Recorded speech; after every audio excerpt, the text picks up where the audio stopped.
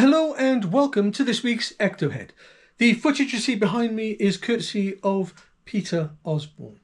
I like his analysis very much. He goes into a great deal of detail and depth and doesn't inject himself into what he's doing. He's just interested in getting to the truth of the image that's presented before him.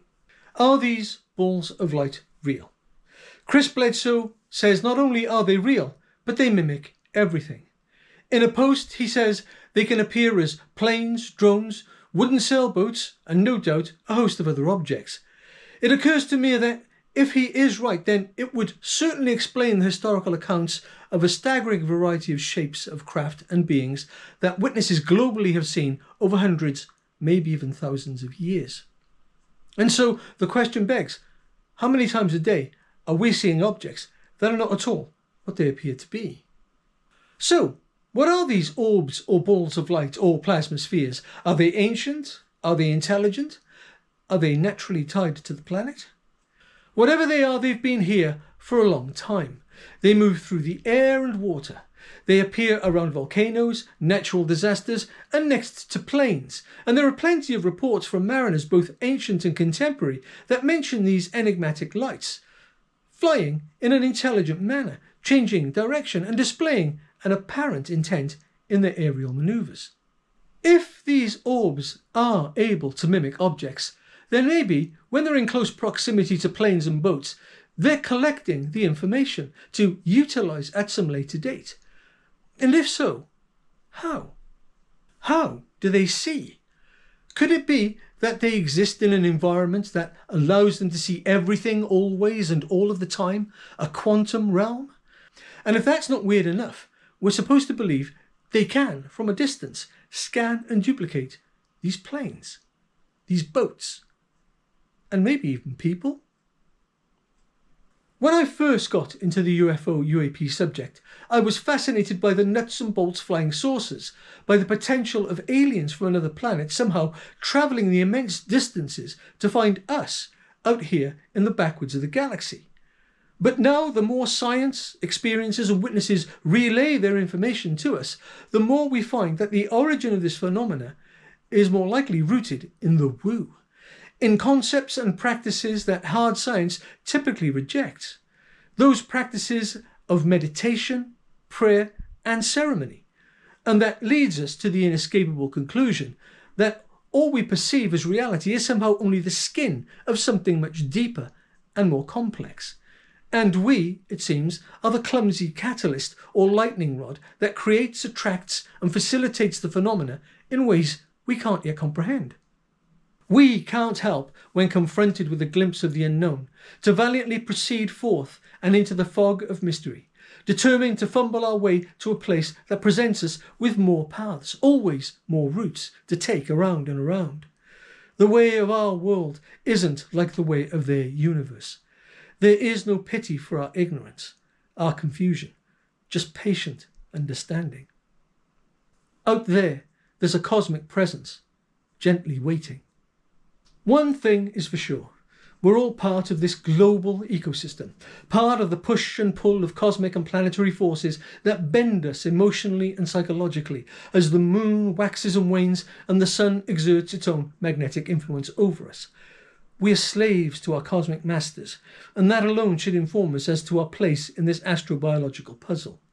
If I were to guess, I would say the orbs or plasmoids, as the current zeitgeist would have us name them, are as old as time and not only tied to this planet, but are present everywhere, spanning aeons and galaxies, a network of sentient celestial worker bees tending to time and space, collecting data and able to change their form to camouflage themselves.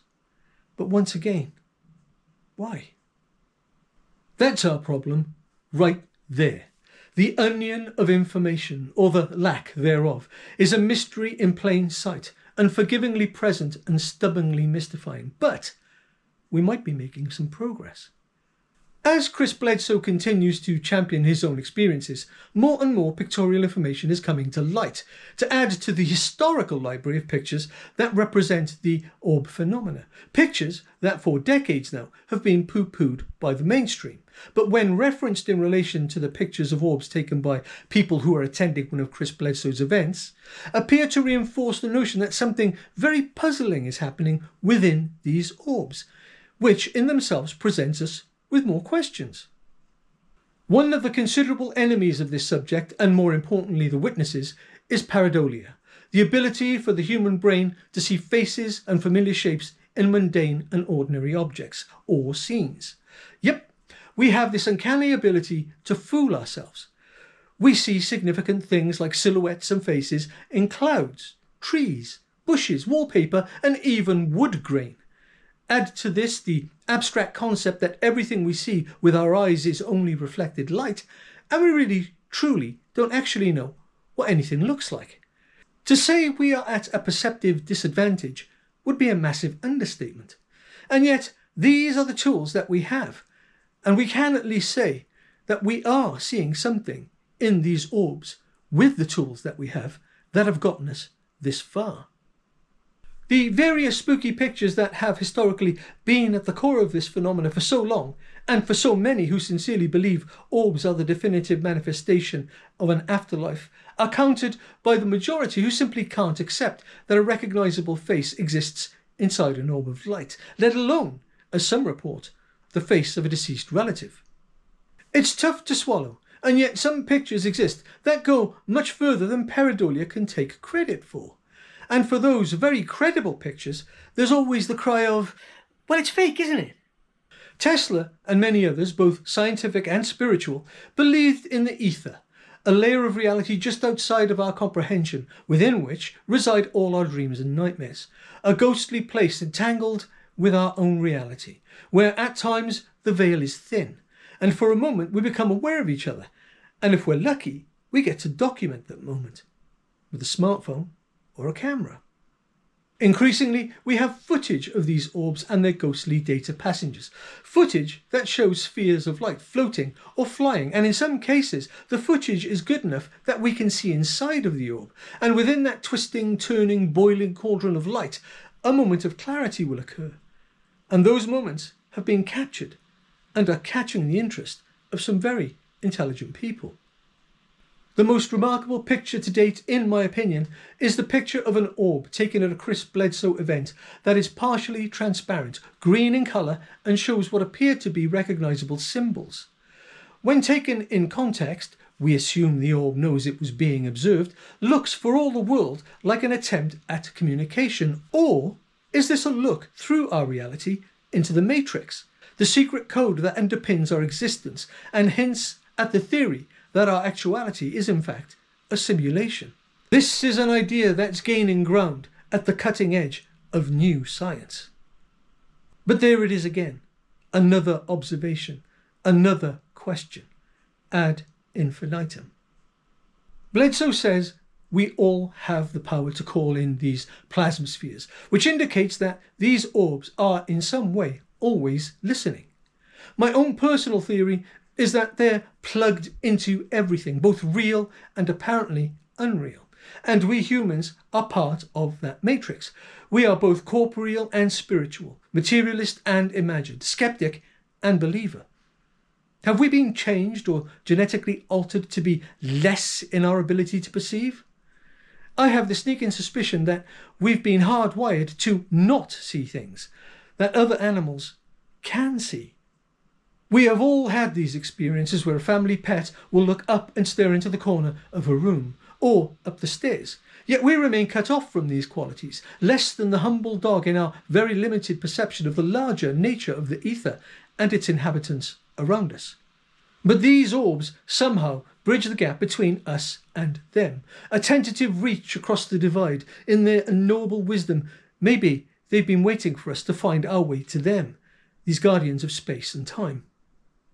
Linda Moulton Howe indicated that souls are the currency of the universe, constantly being reborn and recycled, and we often ask the question, where do we go when we die? Well, where were we before we were born? Maybe that's a more important question to ask. Maybe the answer is right in front of us, separated by time and space. Maybe, after millennia, a species on a beautiful blue planet in the backwoods of the galaxy evolved so completely that they took their place in the galactic ether, and they watched as civilizations rose and fell, as worlds were born and died. And some stayed at the blue planet where they came from, ageless and perpetual, until a new version of themselves finally made the difficult journey to species adolescence, and are just now beginning to recognize their planetary ancestors, tending to time and space in an orb of light. That's the twist in the story right there. That for all this time, we've been trying to communicate with ourselves. Do let me know what you think in the comments below. Do like, subscribe and share. It really would help the channel. And until next time, bye-bye.